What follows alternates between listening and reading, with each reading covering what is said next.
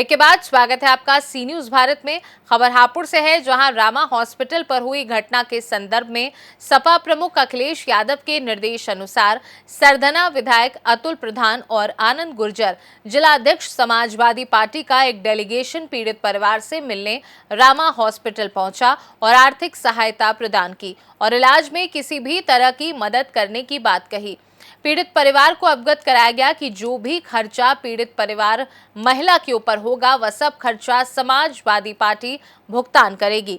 आनंद गुर्जर व विधायक अतुल प्रधान ने पीड़ित परिवार से मिलने के उपरांत पार्टी हापुड़ कार्यालय पर प्रेस वार्ता की और रामा हॉस्पिटल के कारनामों के बारे में मीडिया कर्मियों को बताया और घोर निंदा की। साथ ही रामा हॉस्पिटल के खिलाफ मुकदमा कायम करने और सख्त से सख्त कार्यवाही की मांग की। इस मौके पर विधायक अतुल प्रधान वर्तमान भाजपा सरकार पर जमकर बरसे और मौके पर भारी संख्या में समाजवादी कार्यकर्ता व पदाधिकारी गण मौजूद रहे। क्या उद्देश्य था कि इस मुद्दे को लेकर आज आप लोग आए, किस तरह क्या? देखिए, जो आज हम लोग आए हैं, जो रामा हॉस्पिटल है मेडिकल कॉलेज है, उस मेडिकल कॉलेज की बहुत सारी शिकायतें हैं अखबारों की कटिंग के माध्यम से, क्योंकि हम लोग भी जुड़े हुए हैं, एक ही मंडल है, हमारे आना जाना है, नातेदारी रिश्तेदारी भी हापुड़ में बहुत सारी हैं, हम लोग पढ़े भी यहीं पर, तो काफ़ी लोगों से जुड़ाव। तो अधिकतर लोग जो वहाँ पर पहुँचते हैं तो सबकी लड़की आती है कि उनका जो व्यवहार है वहाँ वो बहुत ख़राब है। फिर दवाई भी वहीं से लेनी है, जांच भी वहीं से करानी है, और सबसे बड़ी बात ये है वहाँ पर कि अगर कोई व्यक्ति उनसे अपने मरीज की जानकारी चाहे तो वो जानकारी ठीक ढंग से उसको उपलब्ध हो। इसी कड़ी में जो एक जावेद नाम का लड़का है जिसकी माँ यहाँ पर भर्ती है, पिछले लगभग 20 दिन से वो यहाँ पर पेशेंट के रूप में है। मैं हम लोग उससे भी मान्य अध्यक्ष जी सारी पार्टी के वरिष्ठ लोग हापुड़ जिले के, हम सब लोग वहाँ पर जाकर उस परिवार के व्यक्ति से मिले।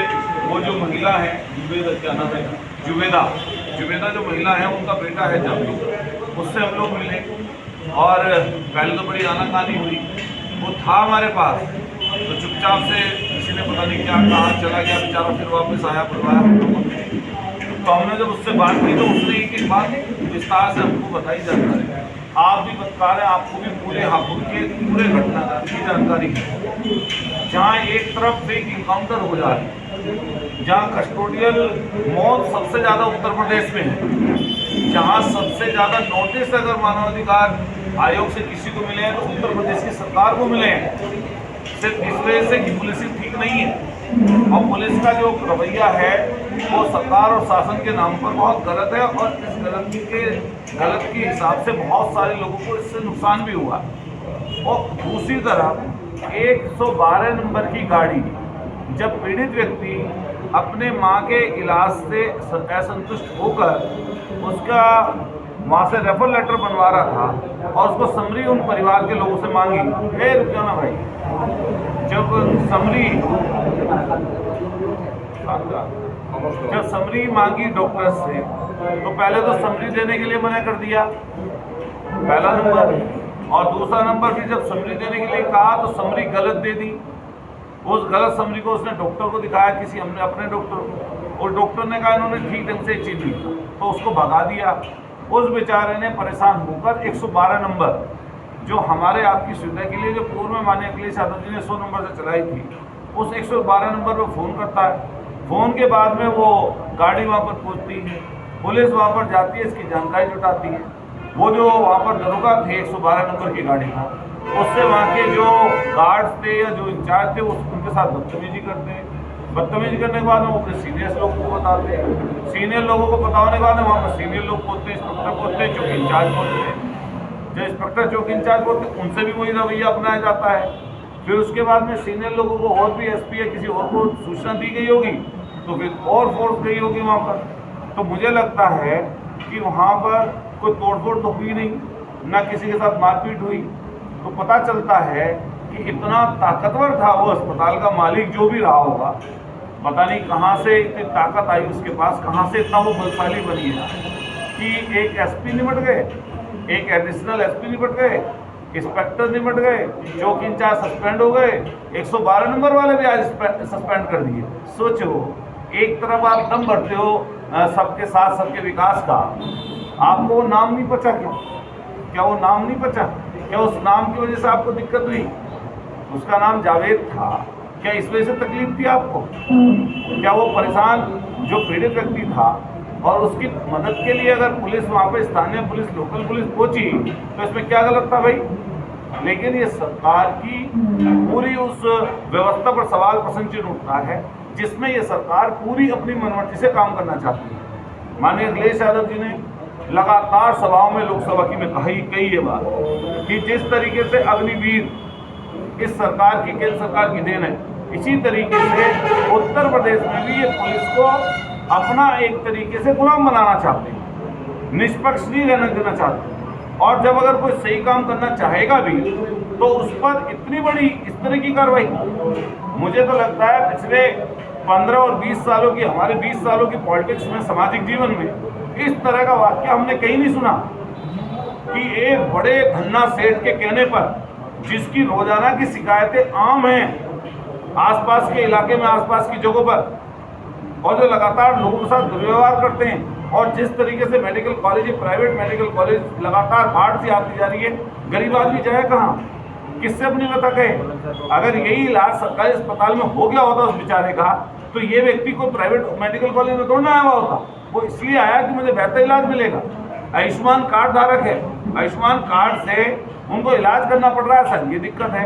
शायद उसका नाम जावेद है और उसकी मम्मी का नाम है विवेदा, तो इससे शायद तकलीफ हुई। और मालिकान का तो मुझे पता चला है शायद सरकार के निकट के आदमी हैं, तो निकट के आदमी हैं या एक जो संघ चलता है इनका शायद उसके निकट के हैं, तो रातों रात ही क्या नाम सारे लोग निपट के बेचारे।